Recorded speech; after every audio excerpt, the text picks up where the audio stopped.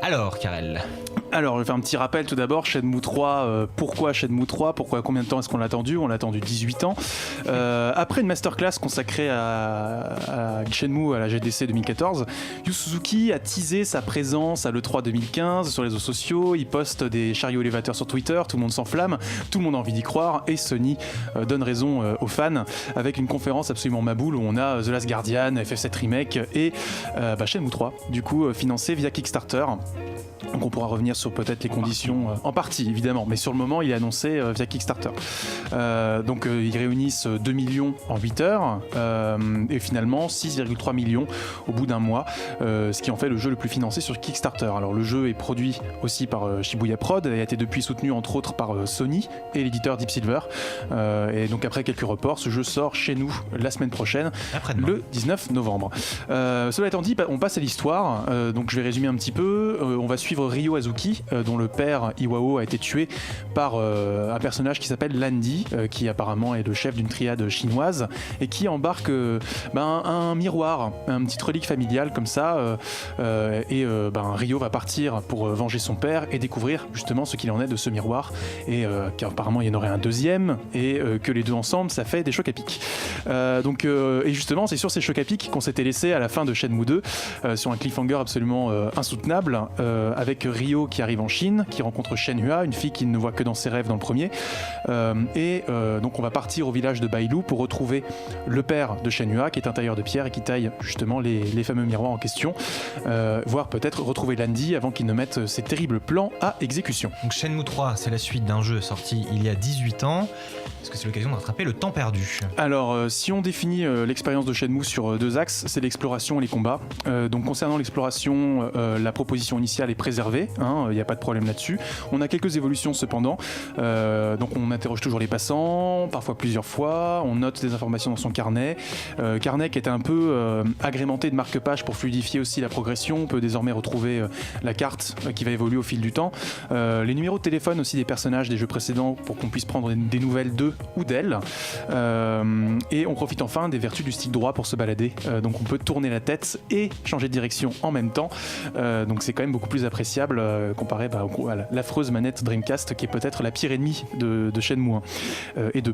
À ceci près que l'intro est un peu plus progressive cette fois-ci parce que Ryo arrive donc en Chine, il est japonais, il vient d'un milieu urbain, et donc il n'est pas forcément accueilli par les villageois en bien, parce qu'il y a aussi les gens de Landy qui sont arrivés un petit peu avant lui aussi, donc il y a une petite tension et il va falloir montrer patte blanche avant de pouvoir commencer à tirer les verres du nez des villageois.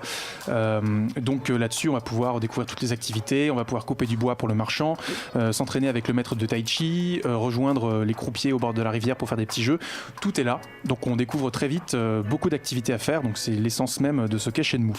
On a un petit réticule rouge qui permet aussi d'indiquer les éléments du décor avec lesquels on peut interagir, ça guide un peu plus la progression, là où auparavant on regardait un petit peu plus librement, là on voit exactement ce avec quoi il faut interagir.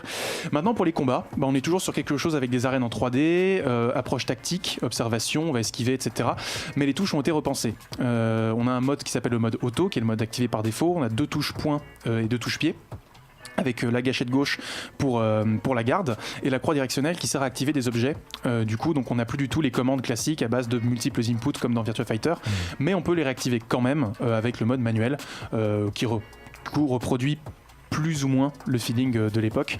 On peut quand même, si on est débutant, assigner un coup spécial à une gâchette qui servira de raccourci. Comme ça, on peut ouvrir la garde de l'adversaire avec 2 petits coups et saisir un gros coup derrière. Donc ça permet de faciliter la progression aussi, c'est un petit compromis. Mais voilà, c'est plus accessible pour les non-initiés. Plus accessible, mais la formule n'a quand même pas non plus évolué énormément, tant mieux pour les fans. Est-ce que le jeu se reposerait pas trop sur ses acquis quand même ? Oui et non, parce qu'il y a quand même un nouvel élément qui va pimenter la recette et peut-être un petit peu la court-circuiter aussi. On est face à une vraie bonne mauvaise idée, c'est-à-dire que jusqu'à maintenant, Shenmue, on l'a dit, c'était un RPG avec une progression, mais qu'on ressentait on n'était pas en mesure de la quantifier. C'est-à-dire on n'avait pas des statistiques et des choses comme ça. Là, on a un menu assez développé avec une jauge d'endurance qui est affichée en permanence et qui va décroître toute la journée. C'est-à-dire qu'il faut qu'on mange régulièrement pour la faire remonter. Et si plus elle sera pleine, plus on tirera d'expérience des exercices. Et cette fois-ci, les exercices, ce sont des jauges d'expérience qui se remplissent avec donc coup de poing niveau 2, niveau 3, niveau 4, etc. avec une jauge globale de Kung Fu qui augmente. Du coup, ça explicite les mécaniques de gameplay qui n'étaient pas forcément montrées jusque-là. Et on perd un petit peu cette puissance de suggestion qu'il y avait dans les deux premiers. Mais une fois encore, c'est réaliste et logique. Mais à trop vouloir en montrer, peut-être que Shenmue 3 court-circuite un petit peu son intention initiale.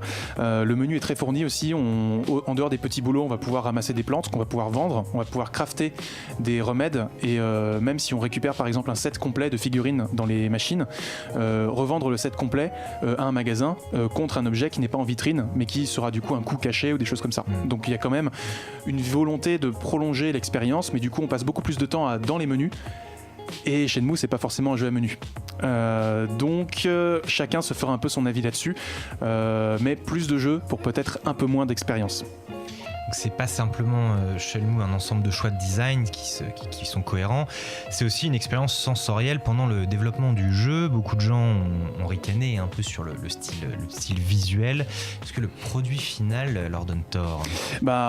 Disons que, commençons par dire que Shenmue 3 c'est totalement fidèle à la vision initiale, au moins dans la pré-production, vu que toute la saga Shenmue, les 11 chapitres, avaient été abordés dans un même effort, dans un seul grand effort de pré-production. Donc tous les concept art ont été gardés, les maps sont les mêmes que celles qui auraient pu sortir sur Dreamcast. Donc on a plein de textures non compressées qui sont réutilisables. Donc là-dessus on a quand même pas mal le plan de travail était déjà bien défini. Les paysages sont plutôt réussis, on a des couleurs assez chatoyantes, des effets de lumière plutôt beaux. Bon, l'Unreal Engine 4, on va pas le réinventer, mais en tout cas ça flatte un peu la rétine, c'est assez agréable. On reconnaît un peu le découpage en petites zones du jeu, de ce qui aurait pu être le jeu Dreamcast, c'est-à-dire que les musiques changent en fonction si on traverse un pont, etc. Mais il n'y a pas les temps de chargement cette fois-ci. En revanche, on peut pas en dire autant des personnages. Il y a beaucoup de personnages pour lesquels on est sur une sorte de vallée dérangeante. C'est-à-dire qu'il leur manque une espèce de petite lueur dans le regard. La différence de Death Stranding. Voilà.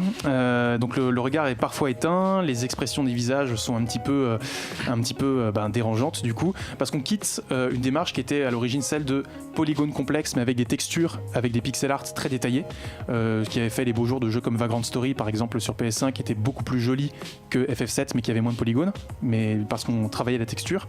Et ce souci de la texture là on le retrouve pas forcément sur les visages de Shenmue 3, parce que ça se pense en 3D et du coup c'est anachronique et du coup ça marche pas forcément. Il y a le redesign de Shenmue, petit coup de gueule, je comprends pas.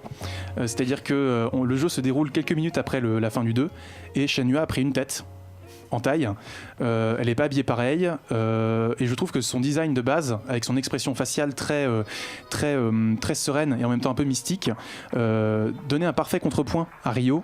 Et à son côté très fermé, son visage très fermé, très vindicatif. Et là, pour le coup, on perd un petit peu cette altérité-là, et c'est un peu dommage.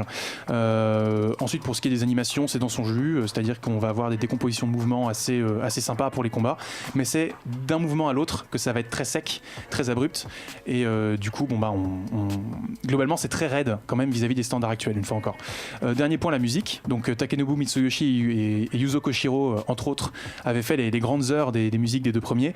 Ils n'ont pas répondu présent sur ce numéro-là, sur le troisième numéro. En revanche, on retrouve quand même Ryuji Iuchi qui avait composé le thème de Shenhua, qui est quand même l'un des deux thèmes principaux de la saga, donc qui revient aux commandes. Il n'a pas perdu la main, mais il fait le job. Voilà, c'est-à-dire que les musiques sont fonctionnelles, elles sont atmosphériques, elles donnent une vraie présence au lieu, mais elles sont pas pour autant aussi mémorables. Peut-être aussi que le côté nostalgique de la sound font de la Dreamcast joue un petit peu aussi là-dessus. Enfin, dernière chose, pour les voix, jouer en japonais, vraiment jouer en japonais, parce qu'on retrouve un peu le même décalage entre l'anglais et le japonais par rapport au jeu d'origine, c'est-à-dire que dans Shenmue 1 les voix anglaises sont un petit peu agressives, parfois un peu compressées, et tu sens qu'on leur a demandé de jouer comme dans Shenmue 1 un petit peu pour flatter les nostalgiques. Et bon, les gens vont pas forcément parler comme ça dans un village de la Chine, etc. Donc, en conclusion, je vais citer Victor Hugo. Le fond, c'est la forme, c'est le fond qui revient à la surface, décidément. Et sur le fond comme sur la forme, Shenmue 3 s'apparente au remaster d'un jeu qui n'a pas vu le jour sur Dreamcast, en fait, de ce jeu qu'il aurait pu être. Donc, il va falloir l'aborder comme un jeu profondément anachronique là-dessus, sur plein d'aspects. Et une fois qu'on est passé outre ce parti pris, qui transige pas avec les standards de notre époque à nous, eh bien, on a une expérience authentique pour le meilleur, mais aussi pour le pire, comme j'ai essayé d'en rendre compte. Le cœur est là, les ingrédients sont là, on prend du plaisir à évoluer. Moi, j'ai pu jouer 3-4 heures sur une version PS4. On prend plaisir à enquêter, mais l'intégration des nouveaux éléments RPG, nourriture, craft, nivellement de la progression explicite, finalement nous amène à un paradoxe. On enrichit le jeu précisément au détriment de ce qui va au-delà du jeu. Donc le pari, en conclusion, je dirais qu'il était impossible à tenir au vu des attentes pharaoniques autour du projet, mais le challenge méritait d'être relevé et rien que pour ça, Shenmue 3 mérite votre temps. D'accord, très bien, merci beaucoup Karel pour ta critique. Est-ce que vous avez joué à Shenmue 3 ? Est-ce que vous partagez l'avis ? Non, moi j'ai même pas backé en fait, malgré le fait que je sois assez fan de la saga. Moi, ce qui me gênait quand j'avais vu les premières images du jeu, c'était surtout l'aspect visuel. Quand tu voyais ces visages un peu fermés, et justement, ce qui faisait un peu le sel pour moi des premiers Shenmue, c'était surtout que Yu Suzuki arrivait à créer en fait des visages ultra réalistes, parce que la Dreamcast avait des techniques en fait d'anti-aliasing qui permettaient en fait d'avoir des visages très très lisses et très très réalistes. Et des belles textures et des belles textures, et surtout des visages qui avaient de la personnalité. Là, visiblement, ça paraît d'être le cas. Les visages sont beaucoup trop fermés. Après, voilà, ça reste un moteur qui n'est pas forcément... Enfin, c'est un délire. On est d'accord que c'est un délire nostalgique et complètement anachronique, comme tu le dis dans le test. Mais moi, il me manque quand même un peu cet esprit... alors, je vais jouer au jeu, je vais voir ce que ça va donner, mais il me manque cet esprit de l'époque. Et j'ai pas l'impression que Shenmue 3 l'a complètement dans sa philosophie.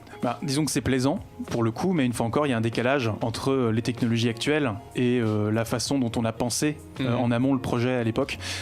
C'est peut-être de ce décalage-là que vient un petit peu cette vallée dérangeante, mais pour le coup, le jeu reste fidèle à la proposition de base.